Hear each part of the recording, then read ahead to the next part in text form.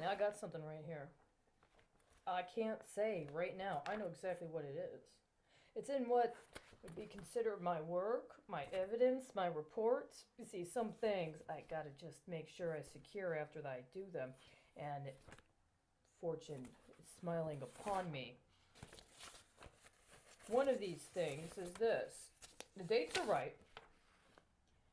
October 15th, 2020. Finished at 5:27 a.m. Central Standard Time. Now, I understand that there might be some disputation some people might have that my accomplishments and capacities are my own. And I can understand that because I've been witness and I understand technologically as well as sociopolitically how such a thing can occur.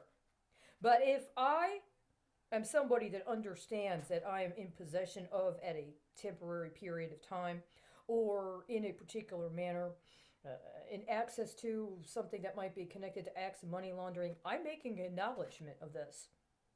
You see, ideally, we would be in a situation where we would have secured networks and we would have already affirmed our informed consent. We would have confirmed with other people that we consented. We would have made sure we knew who they were. We would have already had terms and stipulations, including if something was being called on or drawn down that was not appropriate at that moment. You know, oh, wait a second, I knocked on the door and he told me to come back in an hour, so I'll come back in an hour kind of thing. It should be something like that. But you guys haven't done anything like this. And even though you know how, and this is the messed up thing, the people I'm dealing with, I already know. You know exactly what I'm talking about, and you know how to deal with it. You know how to do it properly. In fact, many of you know how to do it properly better than I do. You just won't. You just won't. But now we're in this situation.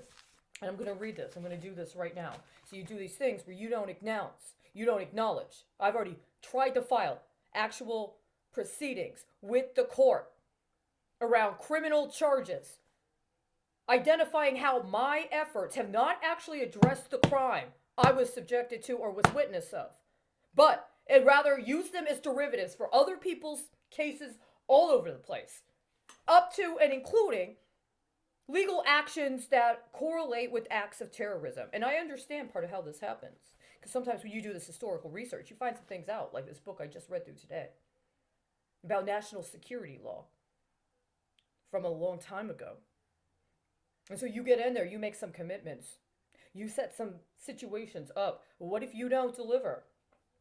That accrues. And it's as if for the last 30 years, what has happened is they just decided to intentionally allow for misrepresentations of liability to come due. Intentionally orchestrated defaults so that they can lean on people in order to commit crime and then call it national security. And that's what's happening right now. I'm not actually going to read this right now. I'm going to talk about what I wanted to talk about. The Pipeline Hazard Management and Safety Administration had a public comment period during last year. I was addressing and investigating factors that turned out to be concurrent connected to the railroad industry. Specifically, announcements that had been made publicly, including by the office of the president, concerning a rail line that had been proposed for Alaska. And this was in conjunction with other information that I had encountered regarding audits from the Office of the Comptroller of Currency, some of which were coming up on their 40th anniversary.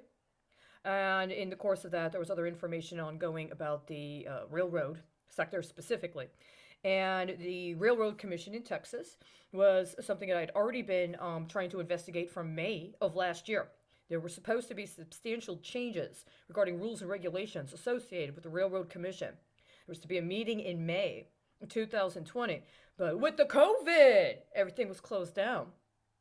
The governor lifted the preclusion against public meetings the week before, but at the last minute, despite not having any prior announcement that I could find, determined that that public meeting was not, there was not going to be any public assembly or public comment for that meeting, even though by law in the state of Texas, for what they were trying to do with the rules and regulations at that time, they needed to have public comment on site. I'd already arranged, I'd already gotten things taken care of. It had already been publicly announced. I'd already done the investigation that I needed to do on the website about what was coming up, the agenda. And by the time the meeting was supposed to happen, I believe it's either on a Monday or a Tuesday on site, the Railroad Commission in Austin. Well, I mean, we aren't going to have a public comment period. You can't do that.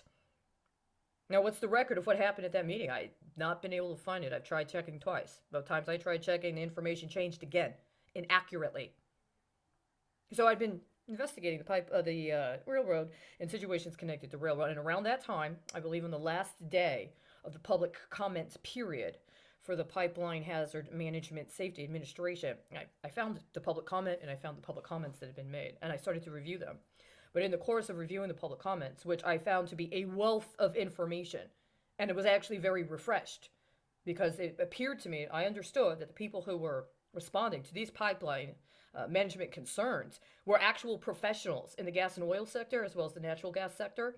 And these were people that had personal direct experience, and they were asking direct questions, and they were making direct challenges to policy changes, and they were contextualizing it in a manner that was very discernible and showed a great deal of competence as well as sophistication in terms of how to address very, very potentially concerning matters, as well as what the implicit as well as explicit implications were for some of the policy changes that were being proposed. So I took my time. I made a very detailed, it's almost as if I was doing a report myself, an inspection report myself, while I went through and looked at them, and I have not finished it. To this time, I have not finished it. And I did that intentionally, because in the time frame I was doing it, as I was doing it, I could understand that there was a lot of compressed information that was available for somebody that had the appropriate resonance concerning who was providing the public comments. And I had gotten to a point where I understood there was something I lacked in order to be able to appropriately contextualize what was going on implicit in some of the concerns that were being mentioned. I found the report, I have it, but I have not done it I've not revisited the matters related to that specific assessment that I was doing, or specific reading I was doing of those comments for a reason. I believe today I understand why. I just found out some information. See, I made a public comment to the Federal Reserve where a majority of the people who answered were people that had direct experience in some manner with the energy sector. It was very unique. It's the first time I ever made a public comment to the Federal Reserve. I did not understand what that entailed. I did not understand the value that our public comments have, especially in series or context with others. But I was very appreciative for some of the things that were said that helped me begin a process of learning. And I understood that in the context of what else was being presented during that public comment period, the first one I did, which has its anniversary on March 14th, and specifically is concerning derivatives, that I was kind of distinct. I had a distinct perspective and a distinct contribution to considerations of that topic than anybody else did, especially in the way that I referenced it. And that is part of what informed, or the part of what was going on with my consideration of the comments that were being presented as part of the Pipeline Hazard Management and Safety Administration public comment period. I have studied non-destructive testing, but thus far I've not gotten any actual in the field experience in an actual industrial setting related to the gas and oil sector. And what I've been considering is the kind of full context of the factors which are illuminated or which are explicated in certain manners in the public comment period. Well, today I just found out some information. One of the things that the Pipeline Hazard Management Safety Administration public comment period reveals is that there are considerations of different timelines regarding the expectation of either remote sensing potential or actual in the field access to inspections or other forms of maintenance requirements.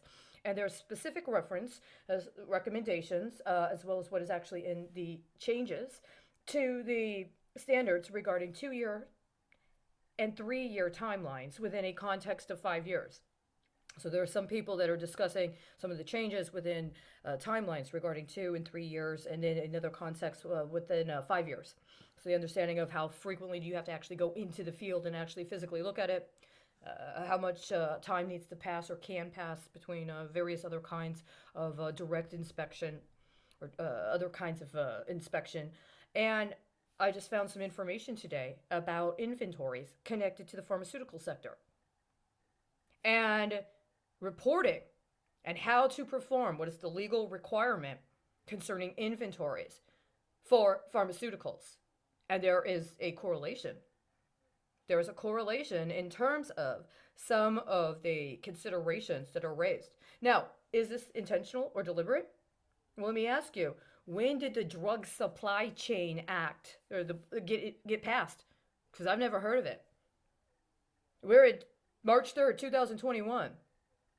I've been attempting formally since April 6th of 2017 to get a response to my concerns about illicit prescription of pharmaceuticals, specifically psychotropics, and how they factor into patterns of distribution. And some of the information that is revealed in the laws for pharmacists and for others that provide pharmaceuticals are some of the very considerations I was bringing up regarding distribution.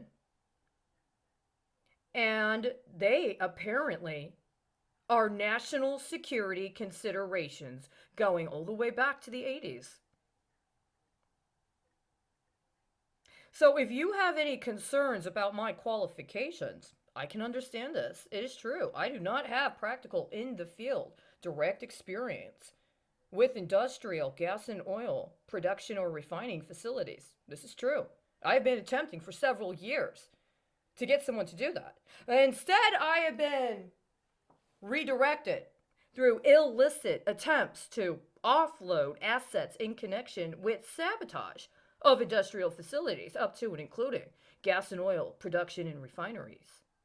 Just so you know, is it at all connected to the use of pharmaceuticals, including in habituating people to patterns of behavior that would aid and abet other kinds of crime?